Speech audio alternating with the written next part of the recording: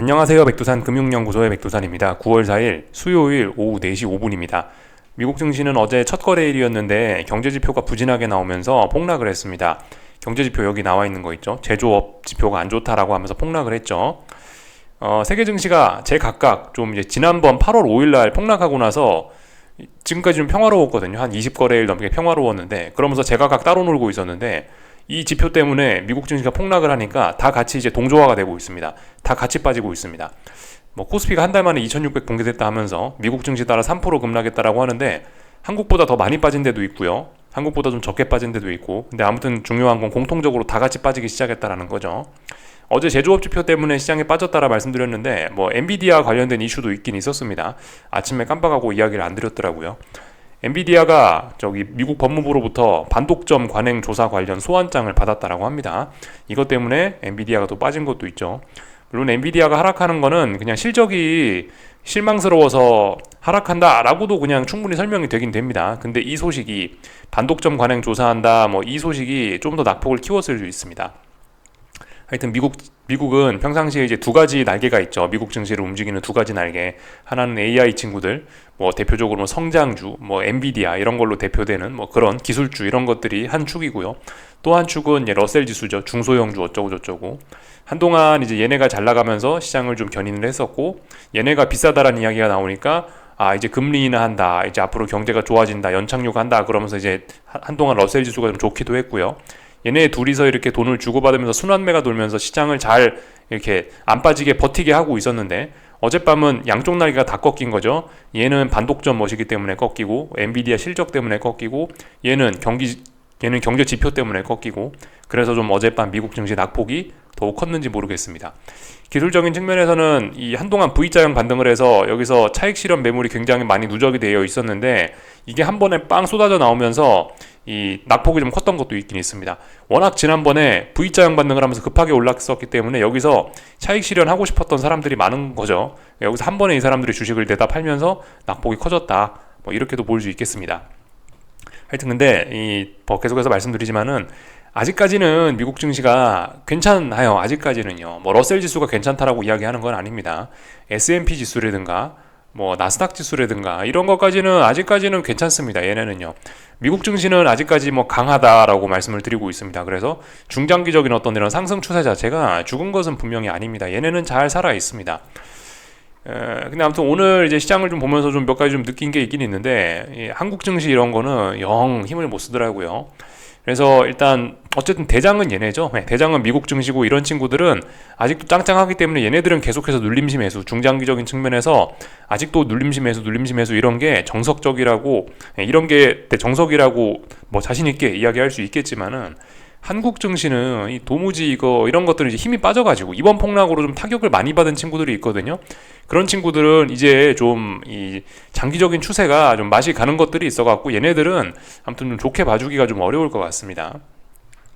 그래서 이제 이쯤에서 이제 옥석 가리기 그런 게 약간 좀 들어가는 거죠, 그죠? 지금까지는 세계 증시가 다 같이 좋다가 다 같이 좋은 상황이었는데 그러니까 좋은 놈도 오르고 나쁜 놈도 오르고 그러니까 건강한 주식도 오르고 건강하지 못한 주식도 오르고 다 올랐는데 이제부터는 제 생각에 약간 좀 이제 더욱더 선별적으로 좀 접근을 해야 되지 않을까 싶어요.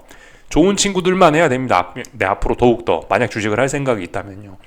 앞으로 더욱더 좋은 친구들만 해야 되고 한국 증시라든가 대표적으로 한국 증시에 있는 이런 주식들을 비롯한 이런 약한 친구들은 좀 중장기적인 추세가 영 좀 안 좋아져가지고 얘네는 좀 굉장히 좀 주의를 해야 될 것 같긴 합니다. 물론 아직까지 이 대장인 S&P나 미국 증시가 아직까지 얘네가 좀 죽기는 기술적으로도 너무 튼튼하고 죽지 않을 만한 이슈도 있어요. 그죠? 9월달 FOMC 회의 이런 거에 대한 그런 기대감도 있을 수가 있고요. 또 미국 경제가 좋다 그런 것도 있고 또 그리고 뭐가 있습니까? 또 그리고 예를 들면 미국 대선이 있지 않습니까? 11월 달에 미국 대선이 11월 달에 있는데 이런 거와 관련해 갖고 옐런이 계속해서 부양책을 쓰려고 한다든가 옐런이 계속해서 어떤 주가 부양책을 쓰려고 한다든가 이런 것들 이런 것들을 생각해보면 어쨌든 당분간 S&P를 비롯한 미국 증시는 일단 빠지기가 좀 어려울 가능성이 좀 있습니다. 또 그리고 제가 어떤 분석가의 어떤 그런 보고서 같은 걸 봤는데 지금 아직도 유동성이 많아가지고 S&P 지수 같은 경우는 뭐 아직도 뭐 기계적으로 이 시장을 추종하는 그런 뭐 자금들이 뭐 엄청난 규모의 자금들이 대기 매수 자금으로 있다. 아직도 주식을 사고 싶어하는 돈들이 굉장히 많다라고 합니다. 여러 가지 이유들에 의해서 하여튼 미국 증시는 계속해서 뭐 일단 좀 당분간은 좀 좋을 수 있다 이겁니다. 그렇게 되면 이제 좀 약간 대응이 좀 애매해질 수 있겠죠, 그죠? 미국 증시는 굉장히 건강한데 한국 증시는 벌써 막 몇 대 얻어맞아가지고 이제 너덜너덜해지고 있고, 그렇다면 한국 증시 같이 이런 약한 친구들이 S&P 이런 친구들이 강하니까 올라가긴 올라가겠지만 기초 체력이 안 좋으니까 올라가더라도 약발이 좀 약할 수가 있을 겁니다. 그죠? 아무래도 상승 이런 게 좀 예전 같지 않고 확실히 좀 약할 겁니다. 그러니까 어쨌든 이 확실히 이제 옥석 가리기 이런 게 좀 필요하지 않겠느냐라는 생각이 들어요. 그래서 뭐 좀 안전하게 하실 분들은 롱숏 뭐 그런 거 생각하시는 게 좋겠죠, 그죠? 뭐 S&P 이런 거는 뭐 롱, 뭐 앞으로 한국 증시 이런 거 뭐 숏으로 접근한다든가 뭐 이런 식으로 어쨌든 좀 전략을 조금 좀 수정을 하는 게 필요하지 않을까라는 생각이 있습니다. 어쨌든 근데 뭐 당장 죽기는 좀 어려울 거다. 어쨌든 아직까지도 뭐 미국 증시는 워낙 좀 튼튼하긴 합니다. 그래서 눌림시 매수 이런 이야기를 드리고 있고, 다만 이제 그 눌림시 매수를 생각을 하시긴 하시는데 일단 눌림시 매수를 머릿속에 기본적인 전략으로 넣어 놓으시긴 하는데 문제는 지금 당장 그거 아니죠. 언제일지 타이밍을 매우 잘 잡아야 될 겁니다. 언제? 그게 굉장히 중요하겠죠. 투자 타이밍이 굉장히 중요할 텐데, 분명한 거는 지금 어젯밤에 이제서야 빠지기 시작한 거고, 이게 단기 바닥도 안 나왔습니다. 어디가 바닥인지 모릅니다. 예, 그렇기 때문에 일단은 바닥을 좀 충분히 좀 다지고 나서, 예를 들면은 뭐 그냥 우리 흔하게 할 수 있는 생각들이 있죠. 뭐 예를 들면 5일선이 이렇게 하락할 땐 쭉 내려오고 있을 거 아니에요. 주가가 올라가려면 어떻게 해야 됩니까? 이런 거를 장대 양봉으로 이렇게 돌파한착을 해줘야겠죠. 이런 양봉을 한두 개 정도 보고 나서 뭐 진입을 하시든가 하시란 말입니다. 지금 상황에서는 이게 지금 변동성도 워낙 크고 해가지고 야 밑에서 나는 야 어차피 뭐 중장기적인 상승 추세인데 좋은 가격으로 주식을 사보겠다 하면서 밑에서 막 저점을 잡으려고 막 노력을 하시다가는 잘못하면은 잘못하면 다음 달부터는 주식을 못 하실 수도 있죠. 뭐 이런 상황에서 시장에서 그 퇴출되는 경우가 굉장히 많습니다. 좀 주의하셔야 되겠습니다. 굉장히 좀 보수적인 접근 이런 게 좀 필요할 것 같아요.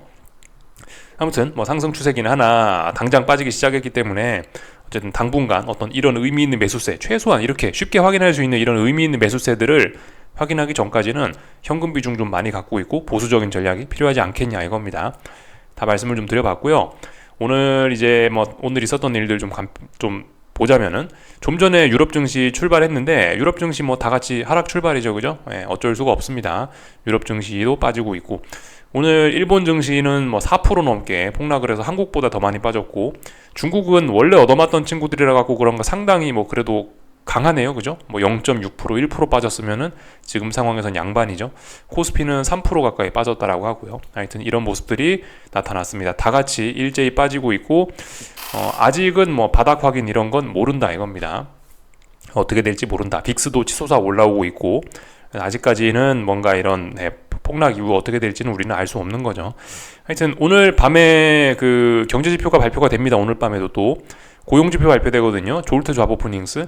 이게 평상시에는 아시다시피 이게 뭐 별로 관심을 못 받는 그런 지표입니다. 근데 요즘 그죠? 그 지난 8월 초에 폭락했을 때 고용지표가 어떤 시장의 폭락을 유발했었던 그런 요인이기 때문에 고용과 관련된 지표이기 때문에 이거 이제는 좀 사람들이 좀 주목을 할 가능성이 있습니다. 이거 좀 잘 보자고요.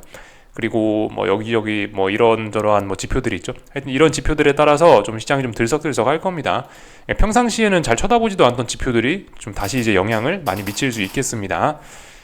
다 본 것 같고요. 하여튼 오늘 밤에 그런 일이 있다 말씀을 좀 드리면 될 것 같고, 오늘 있었던 일들 그냥 가볍게 이제 하나씩 좀 점검만 좀 해보겠습니다. 그 유럽 증시 뭐 이런 것부터 일단 좀 보자면은, 이런 것도 좀 어쨌든 좀 주의를 해야 되겠죠, 그죠? 지난번에 너무 많이 해먹었습니다. 그러니까 이 V자형 반등으로 고점을 넘겨버리니까 차익 실현 매물 나온다 말씀드렸고, 하여튼 그 제가 이런 패턴 주의하자라 말씀드린 게, 이런 식으로 한 일주일 올랐던 거는 하루 이틀이면 다 되돌린다라 말씀드렸는데 이틀 만에 다 되돌리고 있긴 있죠. 이런 패턴들은 확실히 좀 주의를 해야 될 패턴이긴 합니다. 근데 뭐 예를 들어 독일 증시 지금 이거를 추세적으로 안 좋다라고 볼 수 있을까요? 그렇지는 않습니다. 매우 강한 넘버원 증시 중에 하나예요. 미국도 넘어가지 못한 전고점을 얘는 넘어갔잖아요. 얘는 고점 갱신하고 밀리는 거란 말이에요. 아직도 눌림시 매수, 아직도 눌림시 매수를 해야죠, 그죠? 굉장히 어쨌든 튼튼한 모습입니다. 가장 강해요. 지금 전 세계에서 보면요, 유럽 증시 가장 강하고 뭐 그렇기 때문에 눌림시 매수 이런 거 생각할 수 있는데, 아무튼 이게 지금 이 자리가 단기 바닥이라고 확신을 할 수가 없다고요. 주의를 하셔야 되겠습니다. 제가 지난번에 그 선 그거 갖고 그 보여드렸던 거 있죠, 그죠? 추세선 뭐 중요한 자리부터 해갖고 요런 식으로 어떤 요런 식으로 어떤 추세선들을 그으면은 뭐 대략적으로 이 정도 선에서 걸린다라고 말씀드렸고, 그 저항의 영향으로 받아가지고 요렇게 지금 밀리는 겁니다. 요거 말씀을 좀 드렸었고요. 일본 증시도 뭐 대략적으로 보시자면은, 그죠? 일본 증시도 이 독일 증시와 비스무리하게, 물론 이제 전고점 넘지 못했지만 굉장히 강했던 친구들 중에 하나인데, 이 정도 했으면 이거 눌림시 매수 이런 거 생각할 수 있죠. 충분히 생각할 수 있습니다. 제법 좀 많이 올라왔어요. 그래도 좀 낮죠. 그래도 좀 괜찮습니다. 사실 근데 이제 지금, 그러니까 세계 증시 입장에서 대부분 뭐 이 정도 모습 혹은 뭐 이 정도 모습이거나 지금 이렇게 일본처럼 올라가거나 아니면 이런 식으로 약간 처지는 모습인데, 사실 이제 여기서 좀 어떤 중장기적인 어떤 약간 그림이 좀 차이가 좀 나기 시작한 겁니다. 이제, 그죠? 그러니까 여기쯤에서 이렇게 폭락이 아니고 여기쯤에서 지표가 괜찮았어 가지고 얘가 이제 위쪽으로 올라가기로 마음을 먹었었다라면은 생각보다 세계 증시는 굉장히 다 탄탄했을 수 있습니다. 여기서 만약에 한 번 더 좀 올라간다. 여기서 어젯밤 미국 증시가 좀 평화로웠더라면은, 그러면은 다시 굉장히 좀 튼튼한 추세적인 그런 흐름을, 어떤 굉장히 좀 오랫동안 건강한 상승 추세 이런 거를 우리가 좀 생각을 할 수가 있었단 말이죠. 근데 지금 보시면 일제히 어쨌든 지금 이 자리에서 V자형 반등을 한 이 자리에서 여기서 지금 꺾여 내려오고 있는 거죠. 그리고 지금 아직 바닥이 어딘지 모르죠. 일본 증시쯤 되니까, 그래도 여기서부터 많이 올랐던 일본 증시쯤 되니까 이렇게 빠져도, 그래 뭐 이렇게 해서 올라간다 해도 뭐 충분히 전고점까지 올라갈 수 있어, 이렇게 생각을 할 수 있긴 있는데, 하여튼 뭐 일부 약한 증시들은 이미 여기서부터 처지고 있었고 여기서 지금 또 빠지면서 다시 뭐 이쪽 부분까지 내려오고 있기 때문에 어떤 장기적인 측면에서 흐름은 매우 안 좋아진 거죠, 그죠? 하여튼 일본은 뭐 그래도 좀 낫습니다. 워낙 많이 올랐다가 차익 실현 매물로 이 정도 빠진 거기 때문에 이런 건 좀 괜찮죠. 근데 물론 어디까지 빠질지 모릅니다. 얘도 좀 지켜봐야 되는 거고. 하여튼 오늘도 이렇게 시장이 다 같이 빠지니까 다시 뭐 엔화 뭐 강세 이런 게 조금 나타나긴 하더라고요. 아직도 엔캐리 뭐 그런 거에 영향이 뭐 조금 있긴 있나 봅니다. 이런 식으로 엔화가 좀 강세를 보이더라, 이런 영향이 아직도 조금은 좀 남아 있는 것 같긴 합니다. 아무튼 뭐 일본 증시가 뭐 그런 모습이고요. 중국 증시는 뭐 그냥 슬슬슬 그냥 계속 빠지고 있죠. 상해종합 계속해서 빠지고 있고, 가격적으로는 매력적인데, 이 상해종합지수에서 보셔야 될 거는, 보시면 어떤 하락의 기울기가 이런 식으로 좀 가팔라지고 있죠, 그죠? 이렇게 하락의 기울기가 가팔라지는 거는 어떤 이제 변곡이 다가온다라는 신호일 수 있습니다. 이런 점들 좀 잘 보시면 좋을 것 같습니다. 물론 근데 이제 어떤 매수세가 나와야 매수를 할 수 있는 거죠, 그죠? 하여튼 중국 증시와 관련된 거는 홍콩 중국 증시 좋아하시는 분들은 홍콩 증시를 하는 게 뭐 좋다라고 말씀을 드리고 있죠. 확실히 강하니까요. 얘는 여기서부터 이미 이까지 올라왔다가 지금 조정이 나오는 거기 때문에 굉장히 좋을 수 있죠. 근데 어쨌든 본토는 좀 안 좋다, 약하다, 이런 거 참고하시면 좋을 것 같고, 하여튼 뭐 그렇습니다. 그래서 뭐 전반적인 모습들은 살펴봤고, 뭐 환율 시장은 대부분 그냥 답답한 그런 상황이고, 뭐 그렇습니다. 채권 시장은 오늘 밤에 좀 잘 보시는 게 좋을 것 같습니다. 이거 이제 10년물 국채 선물인데, 뭐 10년물 선물로 보나 30년물 선물로 보나 비슷비슷합니다. 대부분 다 비슷비슷해요. 가격 조정이 조금 좀 나오고 있었는데 어젯밤에 급속히 말아 올렸죠. 오늘 밤에 또 경제지표 또 발표가 될 겁니다. 오늘 밤에 그러니까 지금까지 보시면은 요건 좀 선물 만기가 있어서 약간 이상하게 표현이 되는 것 같습니다. 이게 실질적인 금리의 움직임이나 이런 걸 좀 나타내지 못하는 것 같네요. 10년물 패스하고 30년물로 그냥 계속해서 볼게요. 30년물로 이렇게 보시면은 한동안 채권 시장이 계속해서 조정이 이렇게 나왔다고요, 그죠? 계속해서 찔찔찔 아래쪽으로 빠지고 있지 않습니까, 그죠? 그러니까 지금 이 흐름을 어젯밤에 한 번에 딱 극복하려고 한 거예요.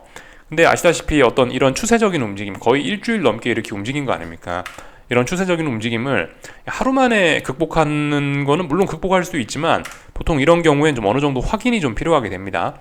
그래서 오늘 밤에도 얘가 5일선 위에서 이렇게 안정적인 모습을 좀 보여준다면은, 그러면은 제 생각에 채권 시장의 조정은 좀 생각보다 빨리 끝날 수도 모르겠습니다. 예.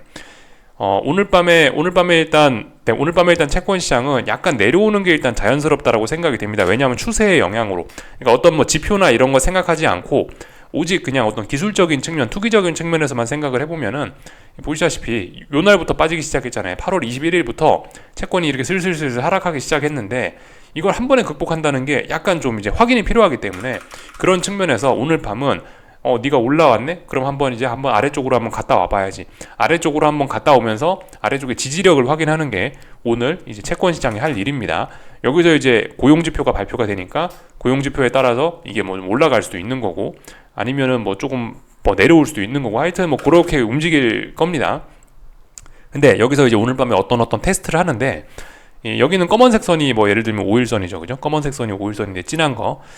예를 들어서 오늘 밤에 이제 마감을 했는데 이 5일선 위에서 안정적으로 이렇게 잘 마감을 해줬다. 그러면은 이제 사실상 여기서부터 여기까지 빠지던 이런 어떤 조정, 이건 일단 끝났다라고 봐야 되겠죠, 그죠?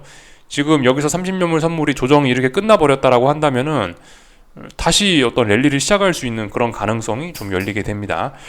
근데 이건 좀 솔직히 너무 좀 급격하지 않을까라는 생각이 좀 들어요. 당장은 이거 좀 어렵지 않을까?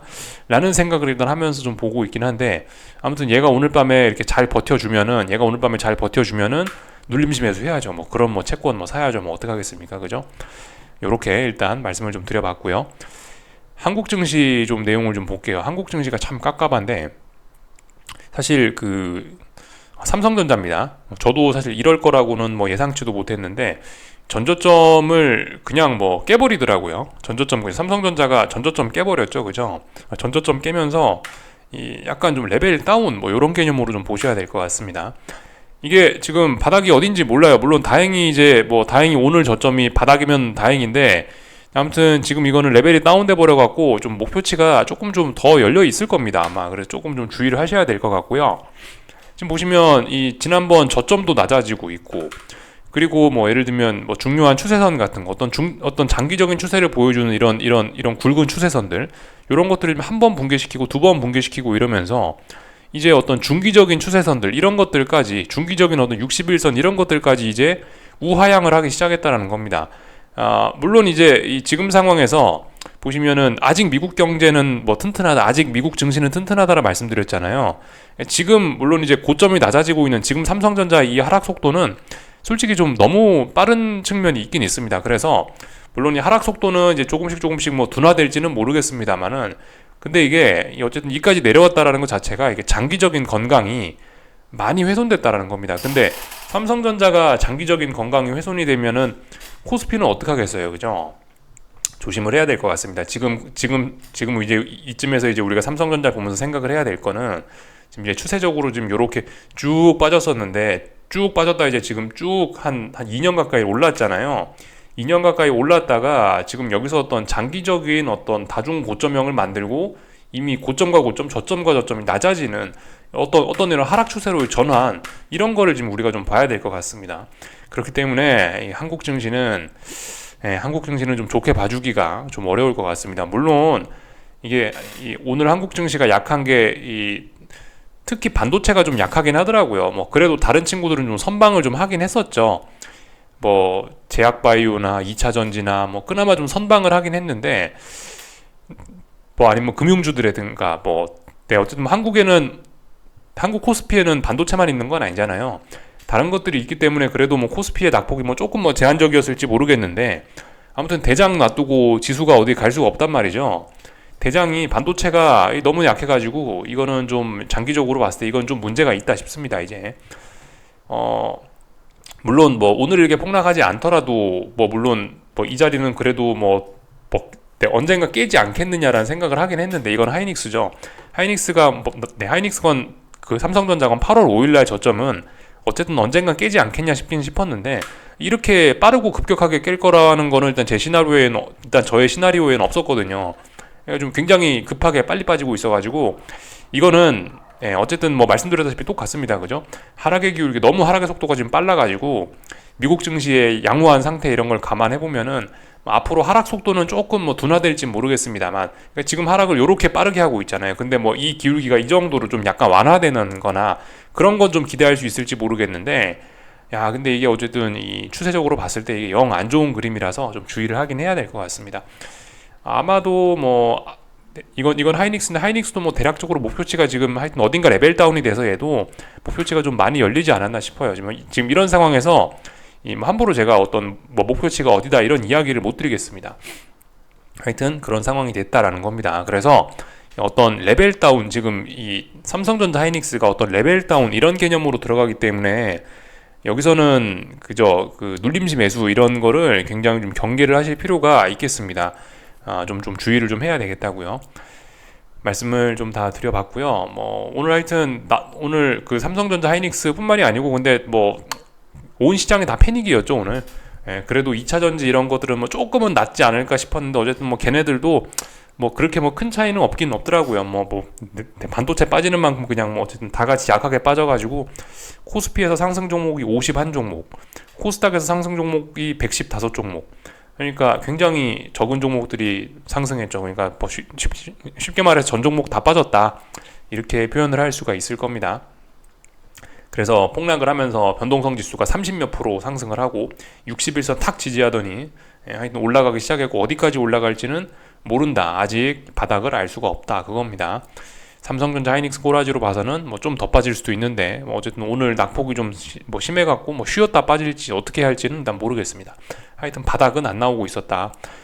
코스피는 뭐 명확하죠. 코스피는 뭐 제가 한 번도 뭐 어떤 뭐 의미 있는 바닥이 아직 확인됐다라고 이야기 드린 적은 아직까지 없었으니까, 하여튼 뭐 계속해서 뭐 쭉쭉쭉 그냥 스무스하게 단기 고점 나왔다라고 이야기하고 나서 그냥 스무스하게 계속해서 빠지고 있으니까 이건 뭐 할 말이 없고요. 근데 아무튼 얘도 너무 많이 내려와 버렸다고요. 얘도 중요한 지지선들을 지금 뭐 너무나 쉽게 깨고 있고, 그래서 어떤 중기적인 추세가 깨지고 있는 상황이라서 요런 식으로, 그죠? 요런 식으로 지난 한 2년 가까이 올라왔던 추세가 요런 식으로 죽어가는 그런 과정으로 보입니다.